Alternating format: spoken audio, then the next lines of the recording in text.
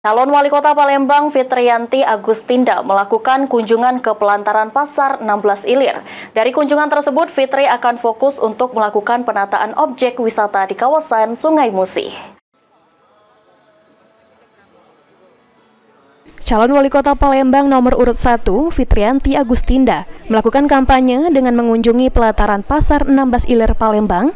Dalam kunjungan tersebut, Fitri akan fokus pada penataan serta pembangunan kawasan Sungai Musi. Calon Wali Kota Palembang, Fitriyanti Agustinda, mengatakan, ke depan destinasi wisata di pinggiran Sungai Musi ini dapat dikembangkan. Ikon kota Palembang ini tentu harus dijaga, dilestarikan, dan diperbanyak kawasan-kawasan yang dapat dijadikan destinasi wisata. Menurut Fitri, jika terpilih, kawasan pinggiran Sungai Musi ini akan diperbaiki sehingga dapat meningkatkan perekonomian masyarakat di sekitar. Sementara untuk Pasar 16 Ilir sendiri, aspirasi dari pedagang akan ditampung. Namun keselamatan serta kenyamanan pedagang menjadi hal yang utama. Kita sempat bincang-bincang dengan beberapa pemilik hiburan yang sudah berdiri seperti Musi Icon. Untuk kedepannya kita berharap destinasi wisata di pinggir Sungai Musi ini sesuai dengan visi misi kami, Palembang Musi, itu betul-betul nanti bisa kita kembangkan.